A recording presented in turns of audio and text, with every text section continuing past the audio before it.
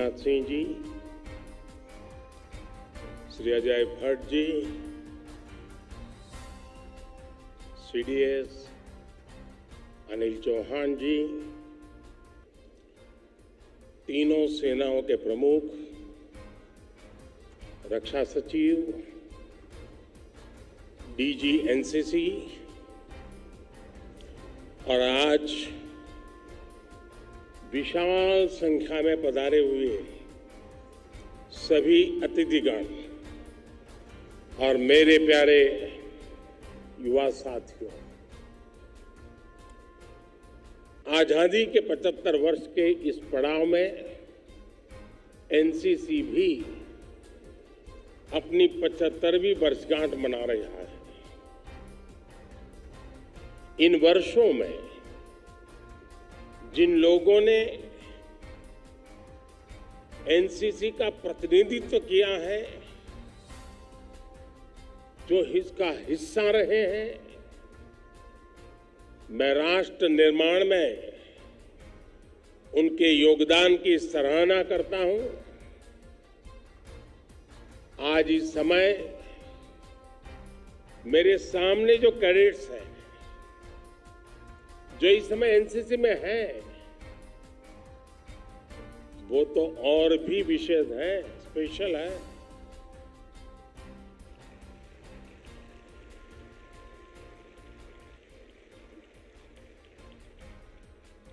आज जिस प्रकार से कार्यक्रम की रचना हुई है, सिर्फ समय नहीं बदला है, स्वरूप भी बदला है। पहले की तुलना में दर्शक भी बहुत बड़ी मात्रा में है और कार्यक्रम की रचना भी विविधताओं से भरी हुई, लेकिन एक भारत श्रेष्ठ भारत के मूल मंत्र को गुंजता हुआ हिंदुस्तान के कोने कोने में ले जाने वाला ये समारोह हमेशा हमेशा याद रहेगा। और इसलिए मैं एनसीसी की पूरी टीम को,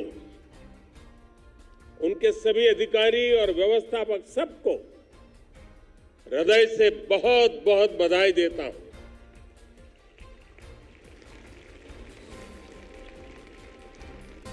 आप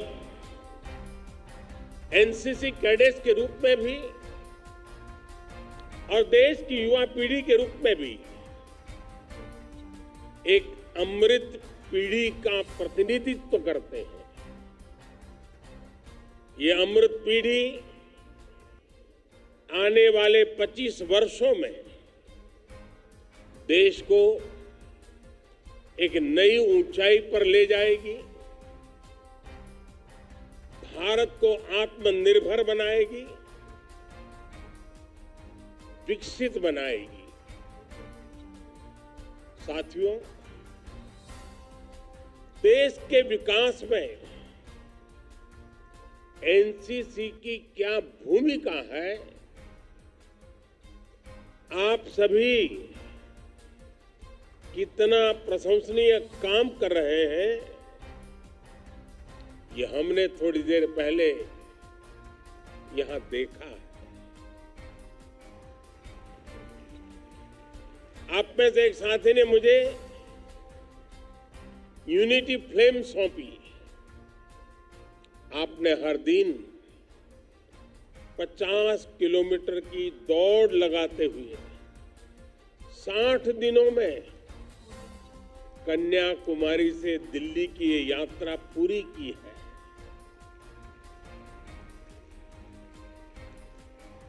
एकता की इस लौ से एक भारत श्रेष्ठ भारत की भावना सशक्त हो, इसके लिए बहुत से साथी इस दौड़ में शामिल हुए। आपने वाकई बहुत प्रशंसनीय काम किया है, प्रेरक काम किया है।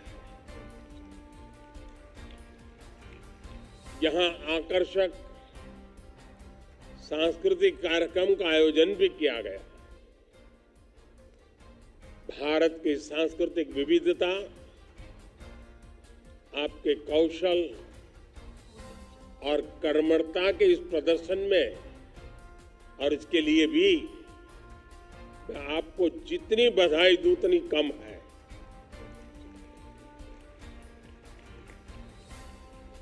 साथियों, आपने गणतंत्र दिवस की परेड में भी हिस्सा लिया। इस बार ये परेड इसलिए भी विशेष थी क्योंकि पहली बार एक कर्तव्य पथ पर हुई, और दिल्ली का मौसम तो आजकल जरा ज्यादा ही ठंडा रहता है। आप में से अनेक साथियों को शायद इस मौसम की आदत भी नहीं होगी, फिर भी मैं आपको दिल्ली में कुछ जगह जरूर घूमने का आग्रह करूंगा। समय निकालेंगे ना? देखिए, national war memorial, police memorial, अगर आप नहीं गए हैं तो आपको जरूर जाना चाहिए। इसी प्रकार लाल किले में नेताजी सुभाष चंद्र बोस म्यूजियम में भी आप अवश्य जाएं। आजाद भारत के सभी प्रधानमंत्रियों से परिचय कराता एक आधुनिक पीएम म्यूजियम भी बना है। वहां आप बीते 75 वर्षों में देश की विकास यात्रा के बारे में जान समझ सकते हैं। आपको यहां सरदार वल्लभ भाई पटेल का बढ़िया म्यूजियम देखने को मिलेगा, बाबा साहब आम्बेडकर का बहुत बढ़िया म्यूजियम देखने को मिलेगा। बहुत कुछ है। हो सकता है इन जगहों में से आपको कोई न कोई प्रेरणा मिले, प्रोत्साहन मिले, जिससे आपका जीवन एक निर्धारित लक्ष्य को लेकर के कुछ कर गुजरने के लिए चल पड़े, आगे बढ़ता ही बढ़ता चला जा रहा है। मेरे युवा साथियों, किसी भी राष्ट्र को चलाने के लिए जो ऊर्जा सबसे अहम होती है, वो ऊर्जा है युवा। अभी आप उम्र के जिस पड़ाव पर हैं, वहां एक जोश होता है, जुनून होता है, आपके बहुत सारे सपने होते हैं, और जब सपने संकल्प बन जाए और संकल्प के लिए जीवन जुड़ जाए तो जिंदगी भी सफल हो जाती है। और भारत के युवाओं के लिए ये समय नए अवसरों का समय है। हर तरफ एक ही चर्चा है कि भारत का समय आ गया है। India's time has arrived. आज पूरी दुनिया भारत की तरफ देख रही है, और इसके पीछे सबसे बड़ी वजह आप हैं, भारत के युवा हैं।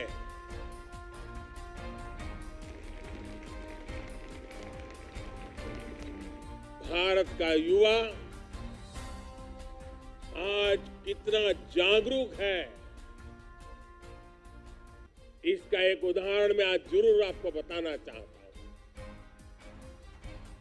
ये आपको पता है, इस वर्ष भारत दुनिया की 20 सबसे ताकतवर अर्थव्यवस्थाओं के समूह G20 की अध्यक्षता कर रहा है।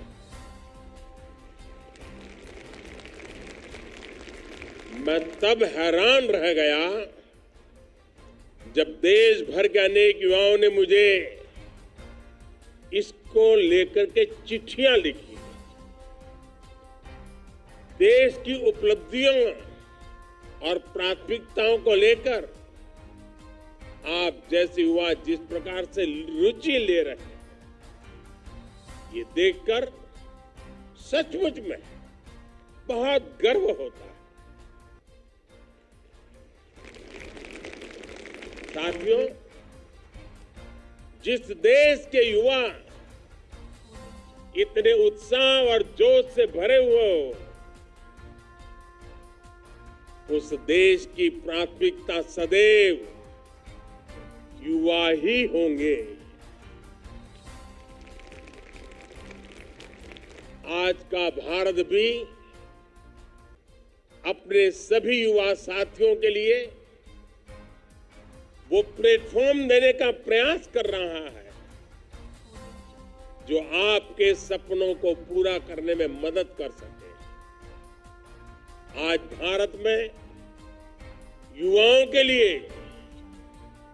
नए नए सेक्टर्स खोले जा रहे हैं।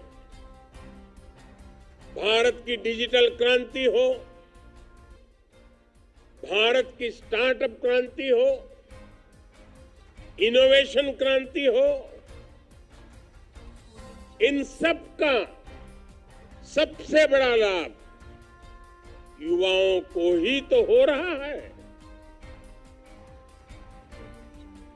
आज भारत जिस तरह अपने डिफेंस सेक्टर में लगातार रिफॉर्म्स कर रहा है, उसका लाभ भी देश के युवाओं को हो रहा है।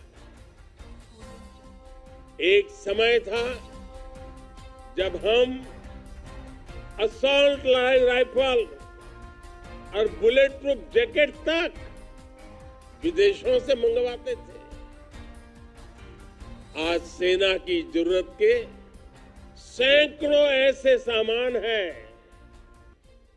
जो हम भारत में बना रहे हैं। आज हम अपने बॉर्डर इंफ्रास्ट्रक्चर पर भी बहुत तेजी से काम कर रहे हैं। ये सारे अभियान भारत के युवाओं के लिए नई संभावनाएं लेकर के आए हैं, अवसर लेकर के आए हैं। साथियों, जब हम युवाओं पर भरोसा करते हैं तब क्या परिणाम आता है, इसका एक उत्तम उदाहरण हमारा स्पेस सेक्टर है। देश ने स्पेस सेक्टर के द्वार युवा टैलेंट के लिए खोल दिए और देखते ही देखते पहला प्राइवेट सैटेलाइट लॉन्च किया गया। इसी प्रकार एनिमेशन और गेमिंग सेक्टर प्रतिभाशाली युवाओं के लिए अवसरों का विस्तार लेकर आया है। आपने ड्रोन का उपयोग या तो खुद किया होगा या फिर किसी दूसरे को करते हुए देखा होगा। अब तो ड्रोन का यह दायरा भी लगातार बढ़ रहा है। एंटरटेनमेंट हो, लॉजिस्टिक हो, खेतीबाड़ी हो, हर जगह ड्रोन टेक्नोलॉजी आ रही है। आज देश के युवा हर प्रकार का ड्रोन भारत में तैयार करने के लिए आगे आ रहे हैं। साथियों, मुझे एहसास है कि आप में से अधिकतर युवा हमारी सेनाओं से, हमारे सुरक्षा बलों से एजेंसियों से जुड़ने की आकांक्षा रखते हैं।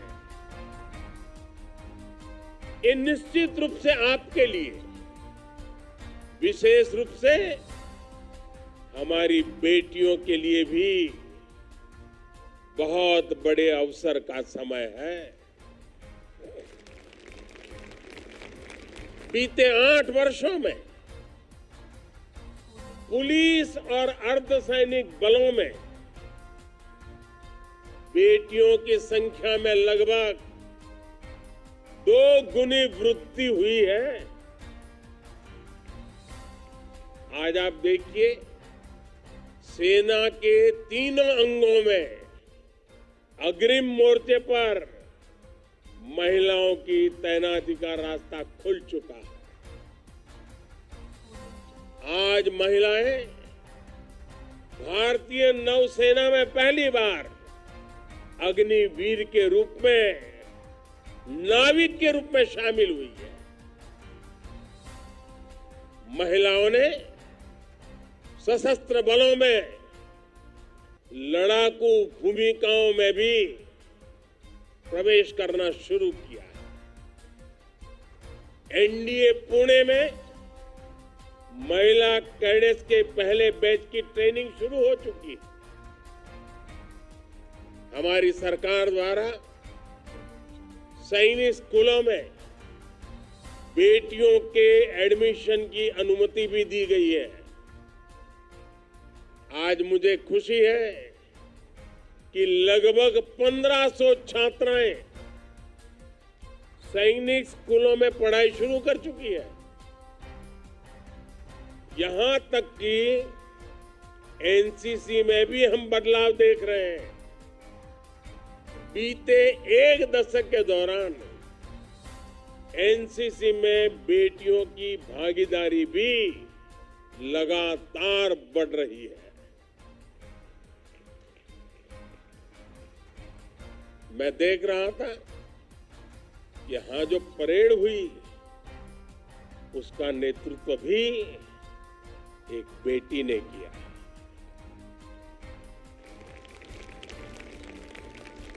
सीमावर्ती और तटीय क्षेत्रों में एनसीसी के विस्तार के अभियान से भी बड़ी संख्या में युवा जुड़ रहे हैं।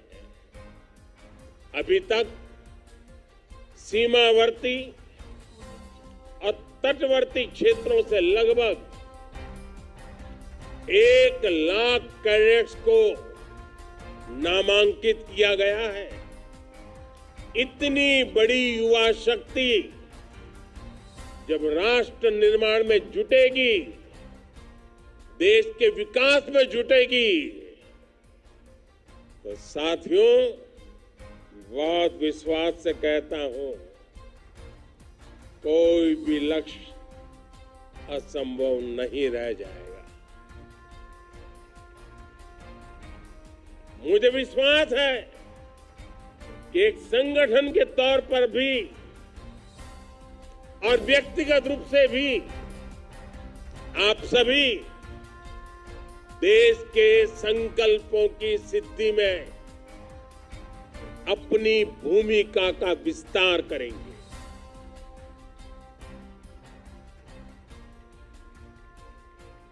मां भारती के लिए आजादी के जंग में अनेक लोगों ने देश के लिए मरने का रास्ता चुना था, लेकिन आजाद भारत में पल पल देश के लिए जीने का रास्ता ही देश को दुनिया में नई ऊंचाइयों पर पहुंचाता है। और इस संकल्प की पूर्ति के लिए एक भारत श्रेष्ठ भारत के आदर्शों को लेकर के देश को तोड़ने के कई बहाने ढूंढे जाते हैं। भांति भांति की बातें निकाल करके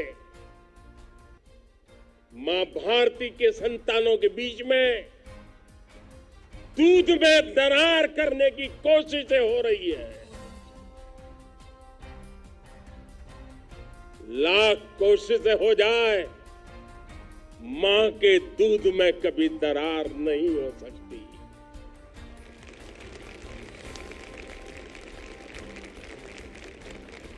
और इसके लिए एकता का मंत्र ये बहुत बड़ी औषधि है, बहुत बड़ा सामर्थ्य है।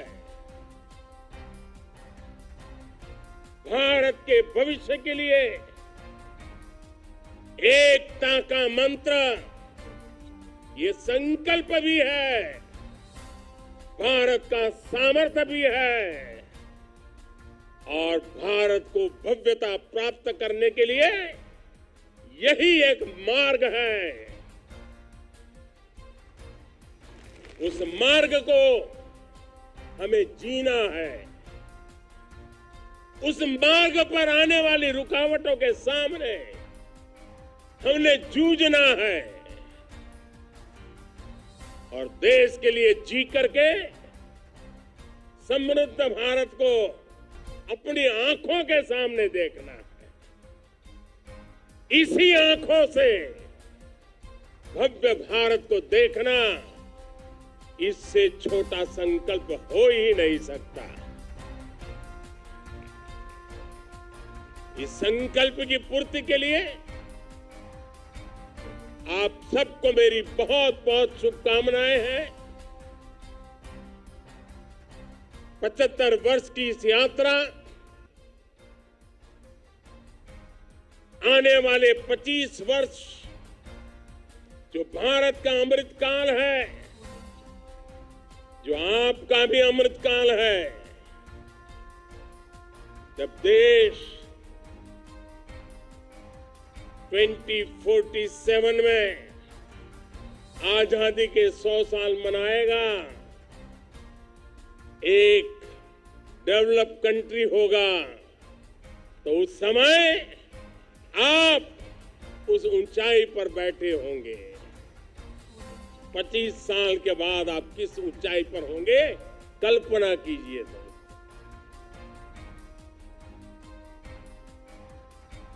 और इसलिए एक पल भी खोना नहीं है, एक भी मौका खोना नहीं है। बस मां भारती को नई ऊंचाइयों पर ले जाने के संकल्प लेकर के चलते ही रहना है, बढ़ते ही रहना है, नई नई सिद्धियों को प्राप्त करते ही जाना है, विजयश्री का संकल्प लेकर के चलना है। यही मेरी आप सबको शुभकामना है। पूरी ताकत से मेरे साथ बोलिए, भारत माता की